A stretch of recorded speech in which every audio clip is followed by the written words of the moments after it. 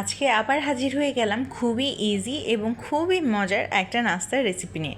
আর আজকে কিন্তু এই মজাদার নাস্তাটি আমি পাউরুটি দিয়ে তৈরি করেছি, আর এর নাম দিয়েছি ব্রেড পাকোড়া।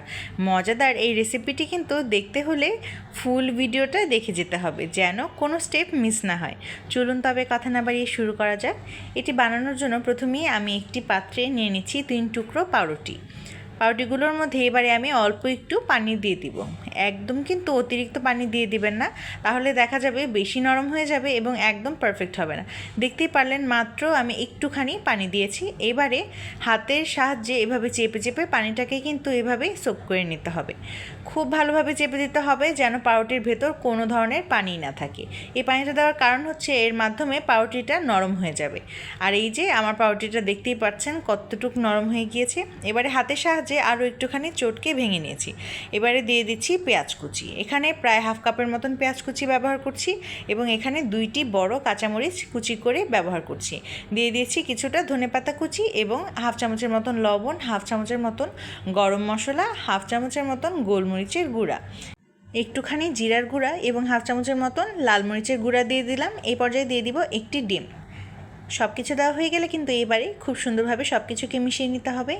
ব্যাস, আর কোনো উপকরণ কিন্তু কোনোই প্রয়োজন নেই। দেখতেই পারলেন সব কিন্তু আমাদের বাড়িতেই থাকে, শুধু বাড়িতে 2-3 টুকরা পাউরুটি থাকলেই এই মজাদার নাস্তাটি তৈরি করে ফেলা সম্ভব। এই পর্যায়ে সব কিছু মাখানো হয়ে গেলে এই পর্যায়ে প্রায় 3 টেবিল চামচের মতন কর্নফ্লাওয়ার আমি এখানে অ্যাড করছি। আপনারা চাইলে এখানে ময়দাও ইউজ করতে পারেন, তবে কর্নফ্লাওয়ারটা দিলেই বেশি ক্রিস্পি হবে এবং খেতেও বেশ ভালো লাগবে। আমার কিন্তু বানানো মোটামুটি হয়ে এসেছে। এবারে এগুলোকে ভেজে নেওয়ার পালা। চুলায় একটি কড়াই বসিয়ে কিছুটা তেল গরম করে নিলাম এবং তেলটা গরম হয়ে আসলে একে একে করে সবকটি পাকোড়াই আমি ভেজে নিচ্ছি। হাতের সাহায্যে যে কোনো শেপ দিয়ে কিন্তু এটা তৈরি করে ফেলা যায়, আর এরকম গোল শেপ দেওয়া তো কোনো ব্যাপারই না। মজাদার এই নাস্তাটি বানাতে টোটাল যদি আমি হিসাব করি তাহলে আমার 20 থেকে 25 মিনিট সময় লেগেছিল। আপনাদের হাতে যদি সময় কম থাকে তবে কিন্তু এই নাস্তাটি হতে পারে একটা পারফেক্ট নাস্তার আইডিয়া। কেমন লাগলো আজকের রেসিপিটি ফুল ভিডিও দেখার পর কিন্তু আমাকে অবশ্যই জানিয়ে যাবেন। এক সাইড হয়ে গেলে উল্টে দিচ্ছি অপর সাইড।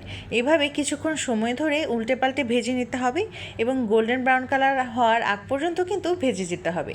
একটা জিনিস খেয়াল রাখবেন, চুলার আঁচ কিন্তু অতিরিক্ত বাড়িয়ে দিবেন না, তাহলে আগেই পুড়ে যাবে এবং খেতেও ভালো লাগবে না। আমার পাকোড়াগুলো কিন্তু হয়ে এসেছে। এই পর্যায়ে কিন্তু এগুলোকে আরও একটুখানি উল্টে পাল্টে দিয়েই আমি একটি স্ট্রেনারের সাহায্যে তেলটাকে ছড়িয়ে এটাকে নামিয়ে নিব। মজাদার এই নাস্তাটি বিশ্বাস করেন খুবই বেশি মজা। খুবই বেশি মজা বলে হয়তো ভুল হবে, আসলে এক বসায় সবগুলো আপনি একাই খেয়ে ফেলতে পারবেন, এটা আমি গ্যারান্টি দিচ্ছি। মজাদার এই নাস্তাগুলো একে একে করে সবকটি হয়ে গিয়েছে এবং আমি এগুলোকে এবারে সার্ভ করে দিব একটা প্লেটে। নর্মালি আমি এগুলোকে সার্ভ করে দিলাম। দেখতে কেমন হয়েছে কমেন্ট করে জানিয়ে যাবেন, আর রেসিপিটি কেমন লাগলো সেটিও কিন্তু অবশ্যই শেয়ার করবেন। এত ইজি ওয়েতে যদি বাড়িতে থাকা উপকরণ দিয়ে এরকম মজার নাস্তা বানানো যায় তবে কি আর নাস্তা নিয়ে কোনো চিন্তা হবে বলেন? ভালো লাগলে কিন্তু অবশ্যই কমেন্ট করবেন, আর লাইক কমেন্টের পাশাপাশি একটি শেয়ার করে যেতেও একেবারেই ভুলবেন না। এরকম মজার নাস্তা যদি আরও চান সেটিও জানিয়ে যাবেন। আপনাদের সুবিধার জন্য একটি ভেঙে দেখাচ্ছি, দেখতেই পাচ্ছেন ভিতরটা কত ভালোভাবে কুক হয়ে গিয়েছে। আজ তবে এই পর্যন্তই। সবাই ভালো থাকবেন, সুস্থ থাকবেন। অনেক অনেক ধন্যবাদ আজকের ভিডিওটি দেখার জন্য।